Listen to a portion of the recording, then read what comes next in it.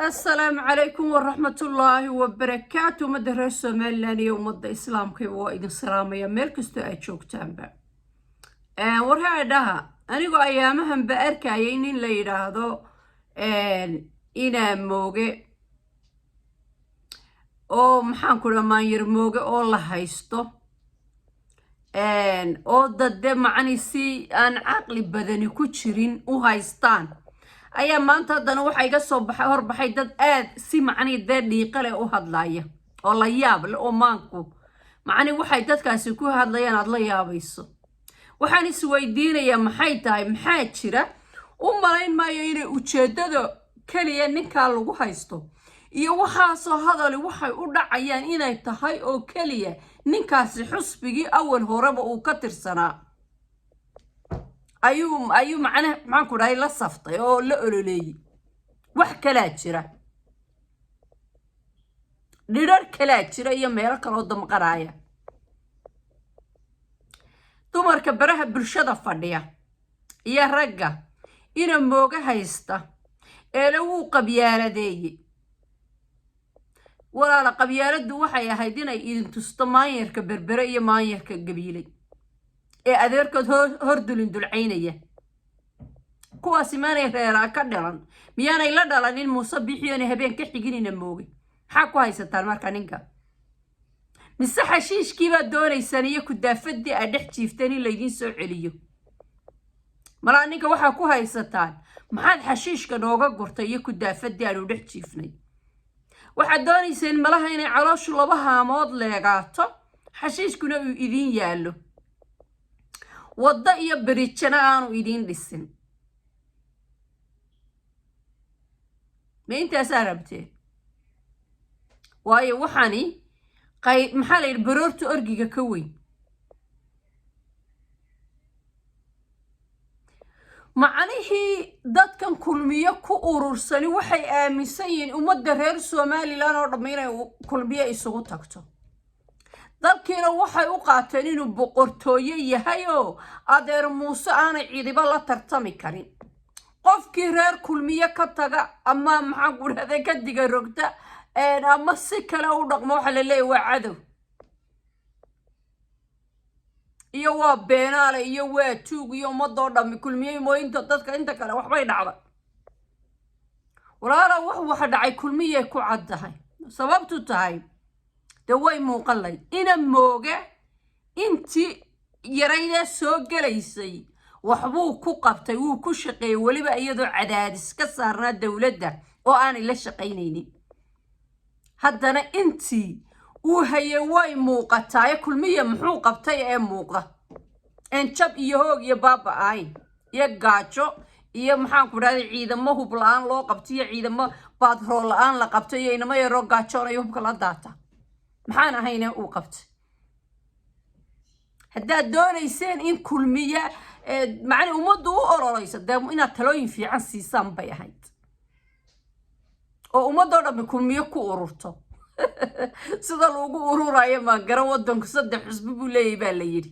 laakiin sababtan aad u rabtaan inay ummadoo dhammi kulmiyo ku ururto oo qofkii aan kulmiyo la joogin aad cadow u aragtaan iyo dambiilo iyo macni nin dambi galay iyo nin waxaday.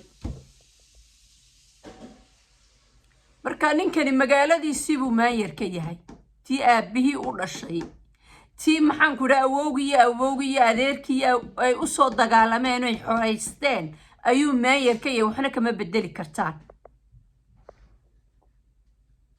wuuna khiyaamay. muxuu kugu khiyaamay? cod baan siiyay de codka ma codka dadama dadka codkaaga waxay kugu jireen macnihii maxaan ku dhahday jeel oo adigu inaad u yeedhisad rabtay sababtoo cod baad siisay. war xishooda oo isku qajila oo wax isku fala.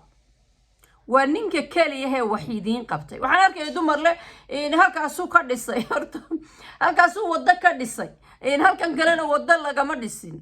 يعني dad magaaladay ku wada noolaayeen la xaafadaasaa wada laga dhisay xaafadayadana lagama dhisin oo noocan u xisaabtamaya weligay ma arkin. xitaa hadiiba sax ay tahay ay sidaa tahay kii ka horeeyay muxuu qabtay? muxuu kii ka horeeyay idinku dhisi waay?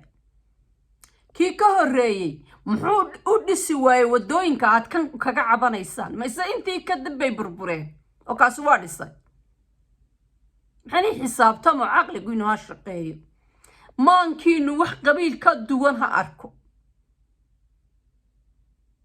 naagahan waashay ee ninkan maxaan ku dhahay xagxaganayana walaala xaarkii iyo qashinkii iyo qurunkii aad dhex jiifteen ayaa u xiisteen ha laydin soo celiyo markaan runta ka hadla reer kulmiye inta ku urursan waa dadan jeclay in wax la jaro in la wax la cuno uun ogol naagaha maanta hadlayay waxaa garanaya ayagoo meelaha ka ooyayo la kulmiya nala madaxa ay wareeray oo kulmiya waxba ima siinin macni waa dad ku xisaabtamaya calooshooda oo keliya on dal iyo dad midna muraad ka lahayn magaalada ay u dhasheen xashiishka laga gurayo ee wadooyinka laga dhisayo uma muuqdaan waxba yaabo kala u muuqda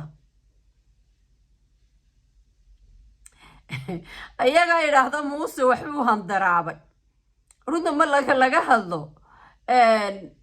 ma yarmooga handaraabay oo tuu handaraabay wax ku qabtay kulmiya tuu handaraabay cidi ma hayso wax lagu qabtayna ma jirto laakiin asagu tuu handaraabay waxbuu ku qabtay oo dhulkii iyo dalkii bay ka muuqataa oo nadaafadda oo kaliya ayaa macni waxa loo dhigaaba aanay jirin inkastood u eegtay reer kulmiye inay iska jeclaayeen inay xashiishkooda iska sii barkanaadaan waxaan xasuustaa 2018 ayaan fiideo kaga hadlay wallaahi oon tagay dalka wallaahi inaan maayirku ciduu yahay iyo reeru yahay iyo magaciisa xitaa aan aqooni laakiin waxa kaliya tan ka yaabay wuxuun baan isweydiin miyaan waddankan magaaladan miyaan dawlad hoose ka jirin waa maxay waxaan sidan ay tahay xashiishka yaalla qurunka yaalla waxa isku cayn iyo bayd go'an gawaadhidan dhan ay u socdaan iyo dhan ka socdaan aan la garanaynin waa maxay oo kaliya tan isweydiin laakiin qabiil uu yahay qofkaasi ma aqoonin maanta waan ogayo idinkay baray marka qofka wax idin tara ee xashiishka idinka gura biyaha idinka leexiya ee wadooyinka idin dhisa ha idinka ammaan helo laakiin idinka ammaan heli maayo waayo xanuun baa qabtaa waxaanan aaminsanay dhirka hooseeya baa jira xusbigiisa ilan waa ogeydeen inuu xusbigan ka tirsan yahay waa ogeydeen midna idinka yeeli maayo waanu u codaynay idinka yeeli maayo madaxdoo dhan baa loo codeeyaa adiguna codka qofka kaliya siiyay iyo xaafad kaliyana lagama siin hargeysoo dhan baa siisay marka haddii ay macnihii aad u aaminsanayd markaad codka siiso waad ku maamuli kartaa suurtagal maaha kuma maamuli kartid waanu kaa diiday af xumo iyo hadal xumo mooyaane wax alle waxaad ka bedeli kartaana ma jirto marka ninkaa waxaan leeyahay axmed ina Axmed Mooge